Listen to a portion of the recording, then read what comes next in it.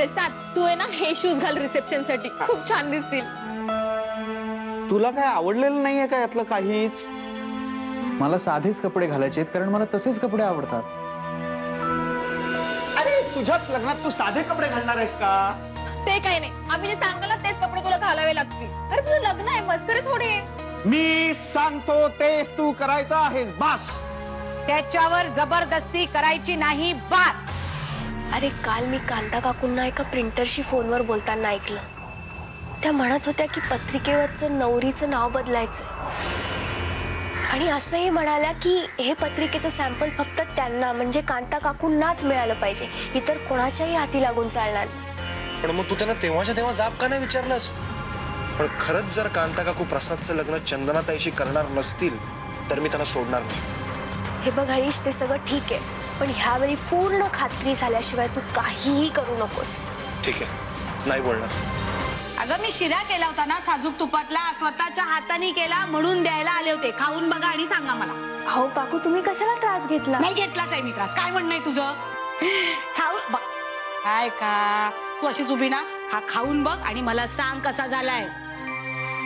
बघ तुझ्याशी बोलताना ना त्या चंदनाकडे दुर्लक्ष झालं. अगं माझे चंदने, कशाला कामं करतेस, आराम कर, थांब आधी हे खाऊन बघ बाळा कसं झालंय.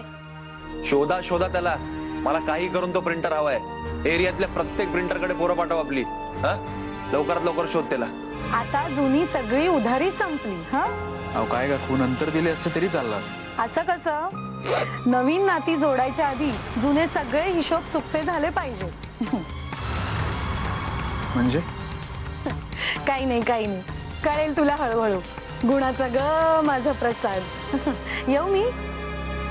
हो नो, म्हणजे प्रसादचं लग्न सुमित्रा काकूंच्या मुलीशी होणार आहे. कांता काकू आल्या होत्या आणि तुला माहितीये स्वतःच्या हाताने बनवलेला शिरा देऊन गेलेत. काय सांगतेस?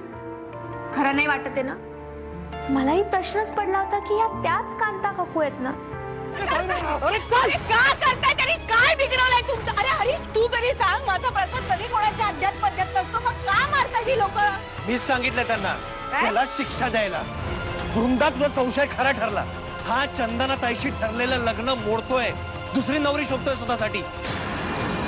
वेड्यासारखं काय बोलतोयस तू? अरे अरे काय चाललंय हे? अरे देवा शपथ सांगते, असं काही नाहीये बाबा. ओ कांता चोरगे, पास झाले तुमचे नाटक. का ओरडतोय तू? कोणी ओरडत नाहीये बेटा, तू का? लवकर येऊ रे. ऐक माझं. हरीश, हरीश, हरीश, हरीश.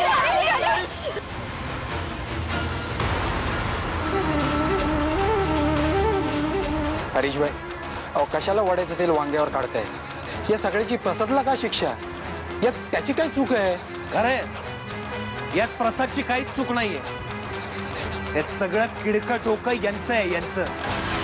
बायकांचा असा जाहीर अपमान करणं माझ्या संस्कारात बसत नाही. म्हणूनच आईच्या वागण्याची शिक्षा मुलाला देतोय. काय झालं?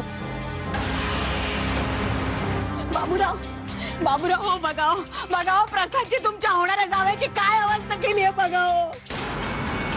चंदना आई मला जायचं बाहेर. अरे मला जाऊ दे. चंदनाताईचा ऍक्सिडेंट मध्ये पाय गेला तेव्हापासून त्यांचं लग्न मोडायचा प्रयत्न करतायत. आणि ही आता प्रसादचं लग्न सुमित्रा काकूंच्या मुलीशी करते, त्या सोनाशी. कांता चोरगे, हा मीच आहे. आणलंस का तू? जात नेऊन काय तुझं. रे? ते काही नाही, ते माझ्या कामाचं आहे. त्याच्यात चोरगेंच्या पत्रिका आहेत. बघा काका,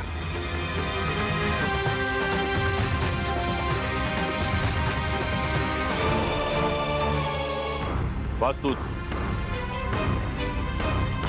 चिरंजीव प्रसाद याचा शुभ विवाह. ही सौ का चंदना?